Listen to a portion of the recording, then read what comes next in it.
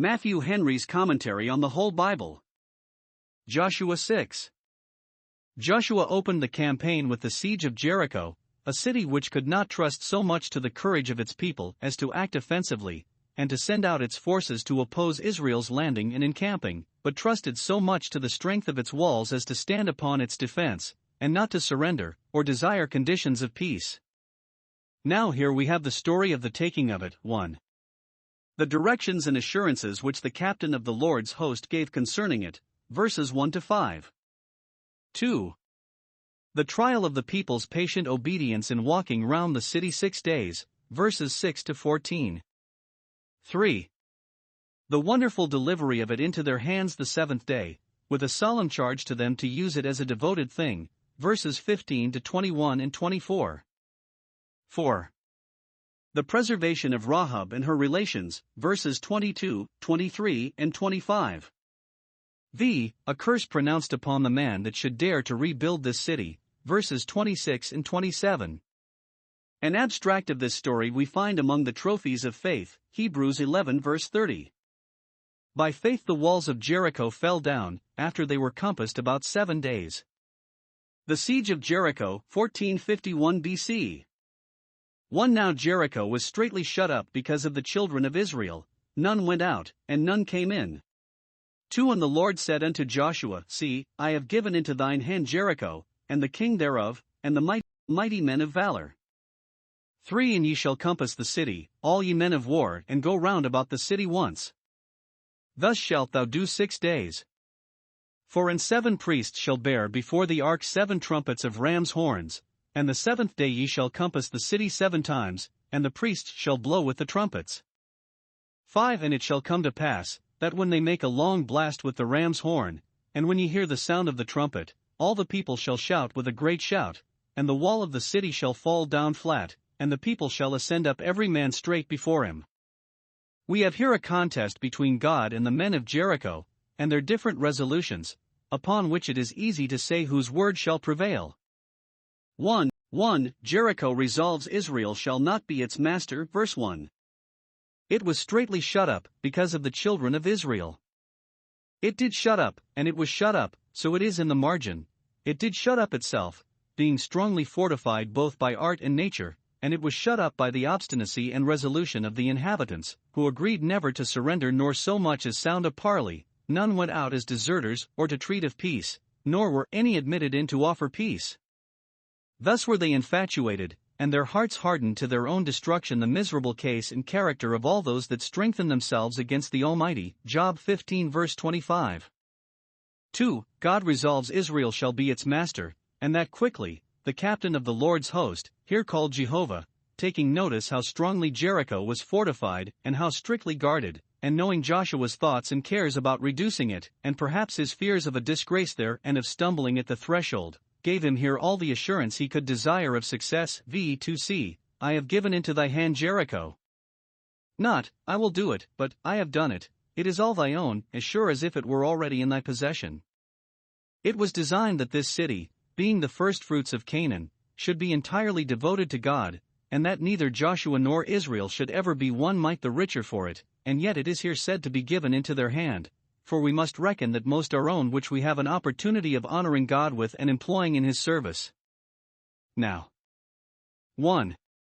The captain of the Lord's host gives directions how the city should be besieged. No trenches are to be opened, no batteries erected, nor battering rams drawn up, nor any military preparations made, but the ark of God must be carried by the priests round the city once a day for 6 days together, and 7 times the 7th day, attended by the men of war in silence, the priests all the while blowing with trumpets of ram's horns, verses 3 and 4. This was all they were to do. 2. He assures them that on the 7th day before night they should, without fail, be masters of the town. Up on a signal given, they must all shout, and immediately the wall should fall down, which would not only expose the inhabitants, but so dispirit them that they would not be able to make any resistance. Verse 5. God appointed this way. 1. To magnify his own power, that he might be exalted in his own strength. Psalm 21 verse 13, not in the strength of instruments.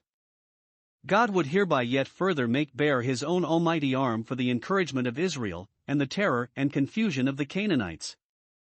2. To put an honor upon his ark, the instituted token of his presence, and to give a reason for the laws by which the people were obliged to look upon it with the most profound veneration and respect.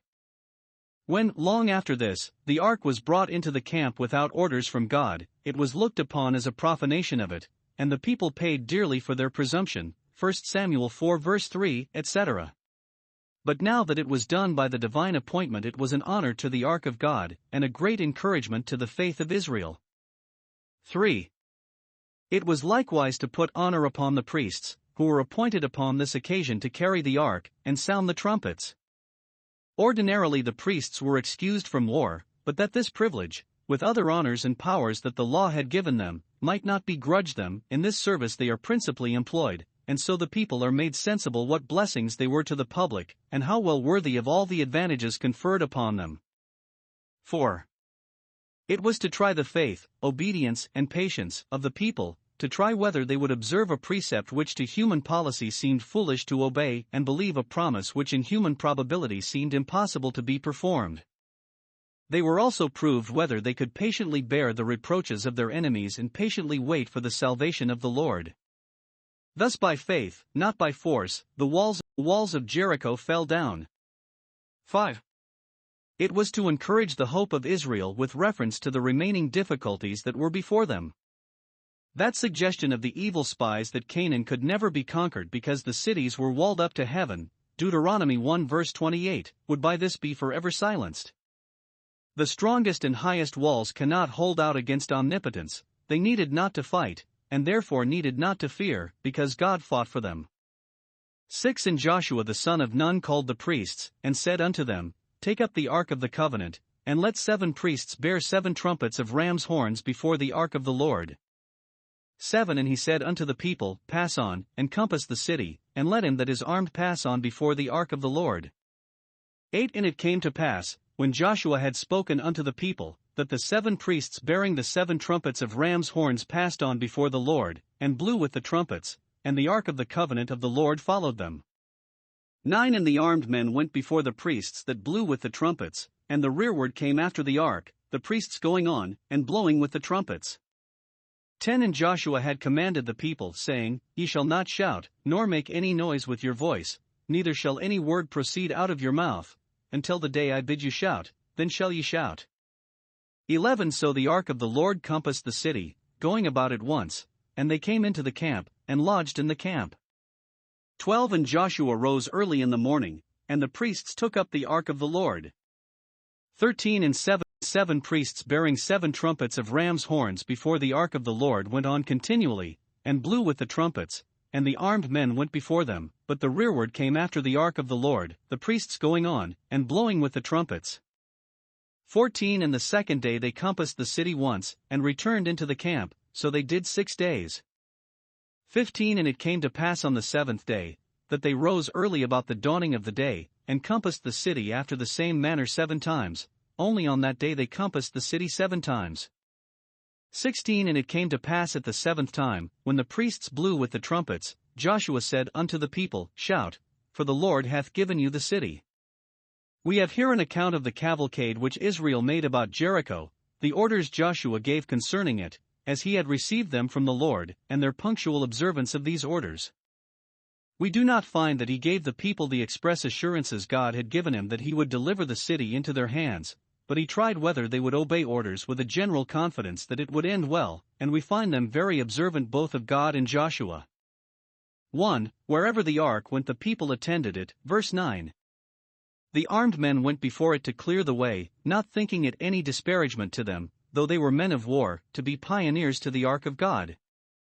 If any obstacle should be found in crossing the roads that led to the city, which they must do in walking round it, they would remove it. If any opposition should be made by the enemy, they would encounter it, that the priest's march with the ark might be easy and safe. It is an honor to the greatest men to do any good office to the ark, and to serve the interests of religion in their country.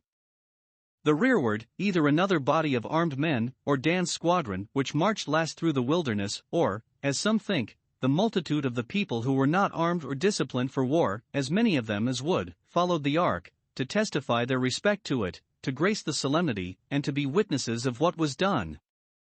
Every faithful zealous Israelite would be willing to undergo the same fatigues and run the same hazard with the priests that bore the ark. 2. 7 priests went immediately before the ark, having trumpets in their hands, with which they were continually sounding, verses 4, 5, 9, and 13. The priests were God's ministers, and thus in his name, 1. They proclaimed war with the Canaanites, and so stuck a terror upon them, for by terrors upon their spirits they were to be conquered and subdued. Thus God's ministers, by the solemn declarations of his wrath against all ungodliness and unrighteousness of men, must blow the trumpet in Zion, and sound an alarm in the holy mountain, that the sinners in Zion may be afraid. They are God's heralds to denounce war against all those that go on still in their trespasses, but say, "We shall have peace, though we go on." 2. They proclaimed God's gracious presence with Israel, and so put life and courage into them. It was appointed that when they went to war the priests should encourage them with the assurance of God's presence with them, Deuteronomy 20 verses 2-4. And particularly their blowing with trumpets was to be a sign to the people that they should be remembered before the Lord their God in the day of battle, Numbers 10 verse 9. It encouraged Abijah, 2 Chronicles 13 verse 12. Thus God's ministers, by sounding the jubilee trumpet of the everlasting gospel, which proclaims liberty and victory, must encourage the good soldiers of Jesus Christ in their spiritual warfare. 3. The trumpets they used were not those silver trumpets which were appointed to be made for their ordinary service, but trumpets of ram's horns, bored hollow for the purpose, as some think. These trumpets were of the basest matter, dullest sound, and least show, that the excellency of the power might be of God. Thus by the foolishness of preaching, fitly compared to the sounding of these ram's horns, the devil's kingdom is thrown down, and the weapons of our warfare, though they are not carnal nor seem to a carnal eye likely to bring anything to pass, are yet mighty through God to the pulling down of strongholds, 2 Corinthians 10 verses 4 and 5. The word here is trumpets of Jobel, that is, such trumpets as they used to blow withal in the year of Jubilee. So many interpreters understand it, as signifying the complete liberty to which Israel was now brought, and the bringing of the land of Canaan into the hands of its just and rightful owners. For all the people were commanded to be silent, not to speak a word, nor make any noise, verse 10, that they might the more carefully attend to the sound of the sacred trumpets, which they were now to look upon as the voice of God among them, and it does not become us to speak when God is speaking. It likewise intimates their reverent expectation of the event. Zechariah 2:13, "Be silent, O all flesh, before the Lord." Exodus 14 verse 14, "God shall fight, and you shall hold your peace." 5. They were to do this once a day for 6 days together and 7 times the 7th day, and they did so, verses 14 and 15. God could have caused the walls of Jericho to fall upon the first surrounding of them, but they must go round them 13 times before they fall, that they might be kept waiting patiently for the Lord. Though they had lately come into Canaan, and their time was very, very precious, for they had a great deal of work before them, yet they must linger so many days about Jericho, seeming to do nothing, nor to make any progress in their business. As promised deliverances must be expected in God's way, so they must be expected in his time. He that believes does not make haste, not more haste than God would have him make. Go yet 7 times, before anything hopeful appears, 1 Kings 18 verse 43. 6. One of these days must needs be a Sabbath day, and the Jews say that it was the last, but this is not certain. However, if he that appointed them to rest on the other Sabbath days appointed them to walk on this, that was sufficient to justify them in it. He never intended to bind himself by his own laws, but that when he pleased he might dispense with them. The impotent man went upon this principle when he argued, John 5 verse 11, "He that made me whole, and therefore has a divine power, said unto me, Take up thy bed." And in this case here, it was an honor to the Sabbath day, by which our time is divided into weeks, that just 7 days were to be spent in this work, and 7 priests were employed to sound 7 trumpets, this number being, on this occasion, as well as many others, made remarkable, in remembrance of the 6 days' work of creation and the 7th day's rest from it. And, besides, the law of the Sabbath forbids our own work, which is servile and secular, but this which they did was a religious act. It is certainly no breach of the Sabbath rest to do the Sabbath work, for the sake of which the rest was instituted, And what is the Sabbath work but to attend the ark in all its motions? 7. They continued to do this during the time appointed, and 7 times the 7th day, though they saw not any effect of it, believing that at the end the vision would speak and not lie. Habakkuk 2 verse 3. If we persevere in the way of duty, we shall lose nothing by it in the long run. It is probable they walked at such a distance from the walls, as to be out of the reach of the enemy's arrows, and out of the hearing of their scoffs. We may suppose the oddness of the thing did at first amuse the besieged, but by the 7th day they had grown secure, feeling no harm from that which perhaps they looked upon as an enchantment. Probably they bantered the besiegers, as those mentioned in Nehemiah 4 verse 2, "What do these feeble Jews? Is this the people we thought so formidable? Are these their methods of attack?" Thus they cried peace and safety, that the destruction might be the more terrible when it came. Wicked men, says Bishop Hall, think God in jest when he is preparing for their judgment, but they will be convinced of their mistake when it is too late. 8. At last they were to give a shout, and did so, and immediately the walls fell. Verse 16. This was a shout for mastery, a triumphant shout. The shout of a king is among them. Numbers 23 verse 21. This was a shout of faith. They believed that the walls of Jericho would fall, and by this faith the walls were thrown down. It was a shout of prayer, an echo to the sound of the trumpets which proclaimed the promise that God would remember them. With one accord, as one man, they cry to heaven for help, and help comes in. Some allude to this to show that we must never expect a complete victory over our own corruptions till the very evening of our last day, and then we shall shout in triumph over them, when we come to the number and measure of our perfection, as Bishop Hall expresses it. A good heart, says he, groans under the sense of his infirmities, fain would be rid of them, and strives and prays, but, when all is done, until the end of the 7th day it cannot be, then judgment shall be brought forth unto victory. And at the end of time, when our Lord shall descend from heaven with a shout, and the sound of a trumpet, Satan's kingdom shall be completely ruined, and not till then, when all opposing rule, principality, and power shall be effectually and eternally put down. Jericho destroyed, preservation of Rahab, 1451 BC.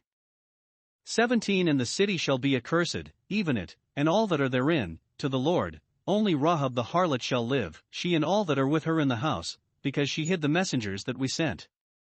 18 And ye in any wise keep yourselves from the accursed thing, lest ye make yourselves accursed, when ye take of the accursed thing, and make the camp of Israel a curse, and trouble it. 19 But all the silver, and gold, and vessels of brass and iron, are consecrated unto the Lord, they shall come into the treasury of the Lord. 20 So the people shouted when the priests blew with the trumpets, and it came to pass, when the people heard the sound of the trumpet, and the people shouted with a great shout, that the wall fell down flat, so that the people went up into the city, every man straight before him, and they took the city. 21 And they utterly destroyed all that was in the city, both man and woman, young and old, and ox, and sheep, and ass, with the edge of the sword. 22 But Joshua had said unto the 2 men that had spied out the country, Go into the harlot's house, and bring out thence the woman, and all that she hath, as ye swear unto her. 23 And the young men that were spies went in, and brought out Rahab, and her father, and her mother, and her brethren, and all that she had, and they brought out all her kindred, and left them without the camp of Israel. 24 And they burnt the city with fire, and all that was therein, only the silver, and the gold, and the vessels of brass and of iron, they put into the treasury of the house of the Lord. 25 And Joshua saved Rahab the harlot alive, and her father's household, and all that she had, and she dwelleth in Israel even unto this day, because she hid the messengers, which Joshua sent to spy out Jericho. 26 And Joshua adjured them at that time, saying, Cursed be the man before the Lord, that riseth up and buildeth this city Jericho. He shall lay the foundation thereof in his firstborn, and in his youngest son shall he set up the gates of it. 27 So the Lord was with Joshua, and his fame was noised throughout all the country. The people had religiously observed the orders given them concerning the besieging of Jericho, and now at length Joshua had told them, verse 16, The Lord hath given you the city, enter and take possession. Accordingly in these verses we have 1. The rules they were to observe in taking possession.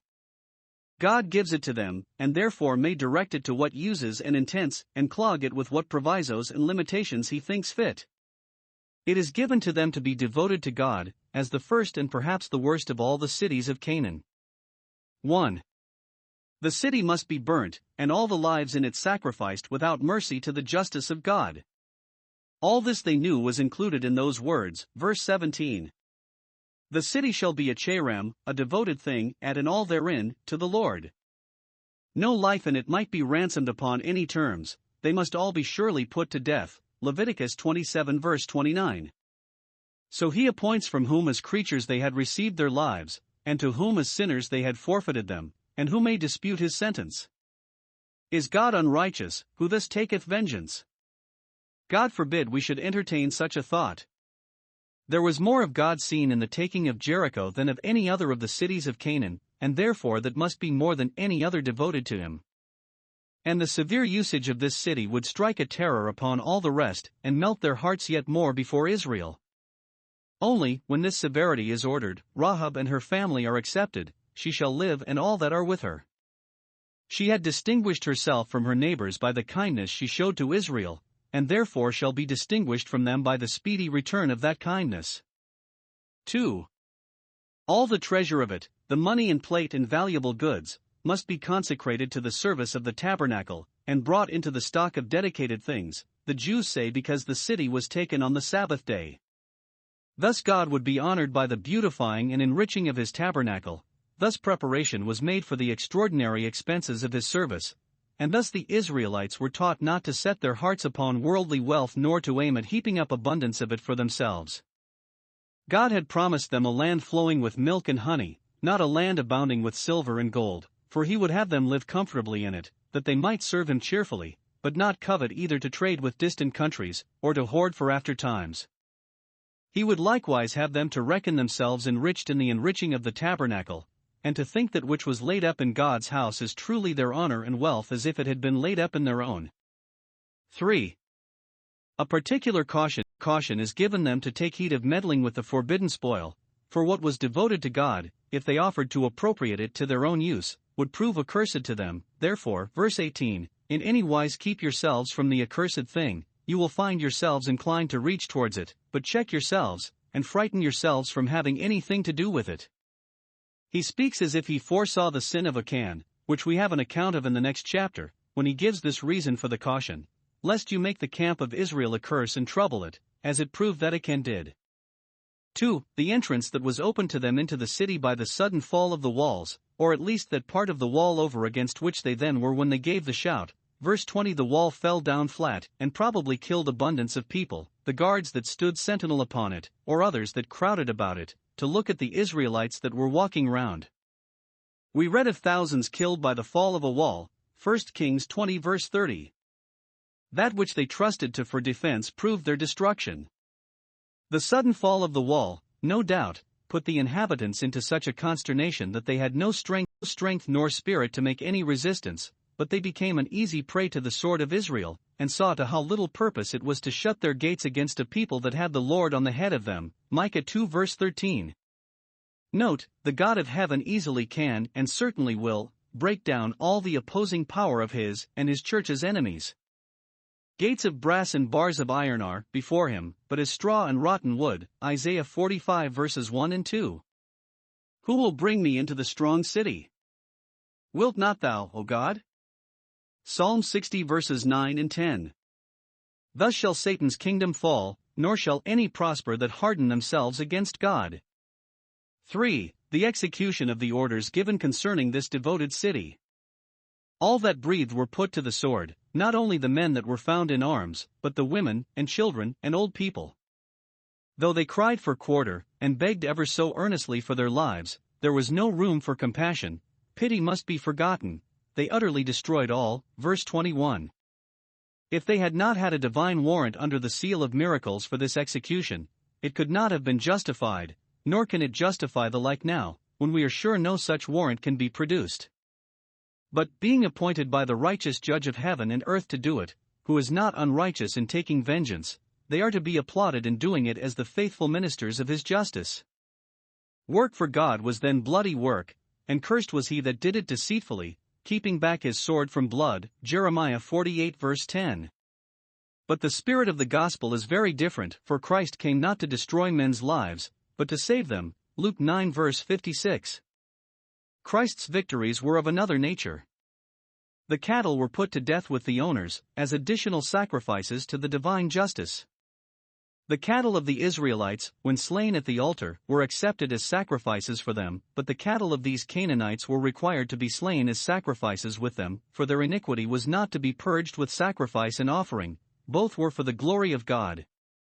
2. The city was burnt with fire, and all that was in it. Verse 24.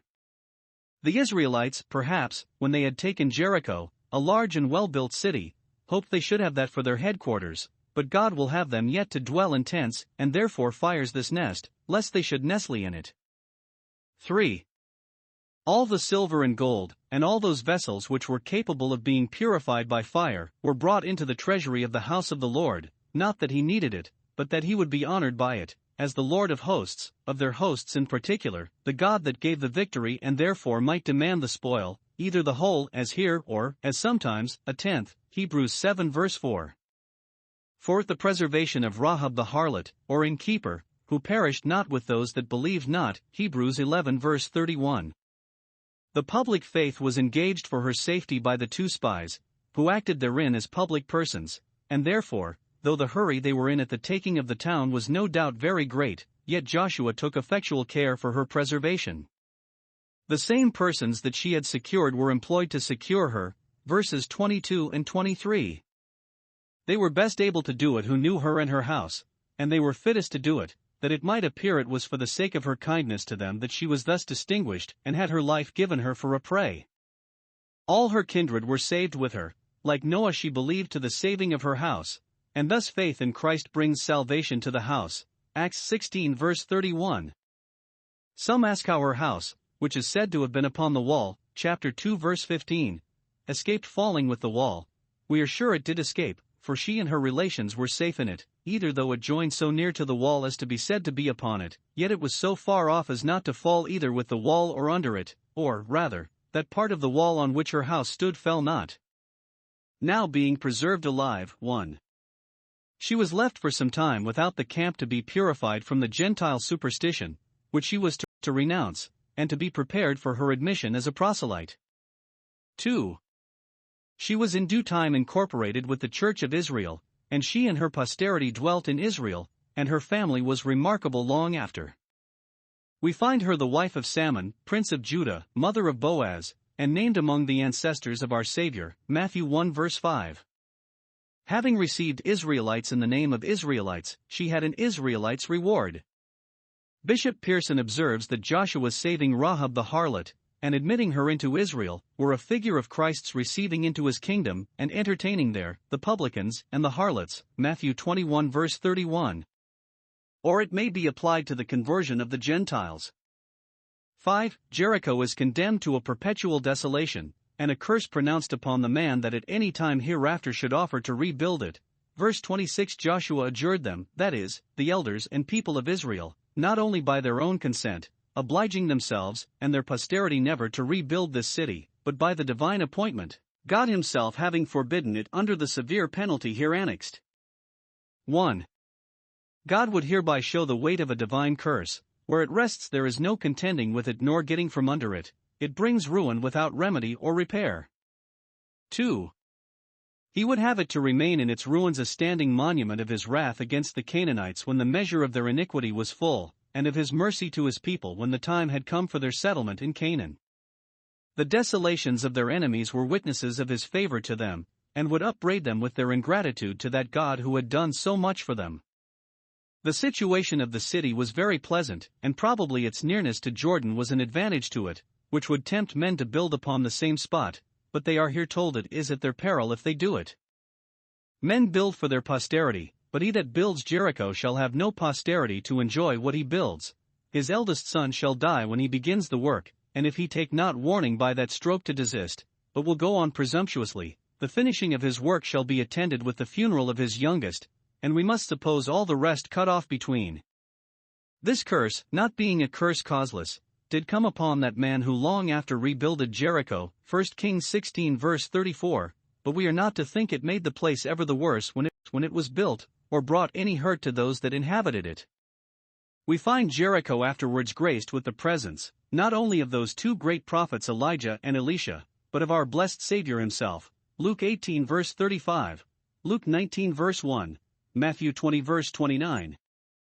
Note, it is a dangerous thing to attempt the building up of that which God will have to be destroyed. See Malachi 1 verse 4.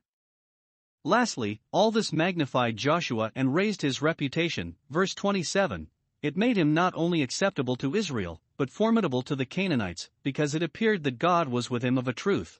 The word of the Lord was with him, so the Chaldee, even Christ himself, the same that was with Moses. Nothing can more raise a man's reputation, nor make him appear more truly great, than to have the evidences of God's presence with him.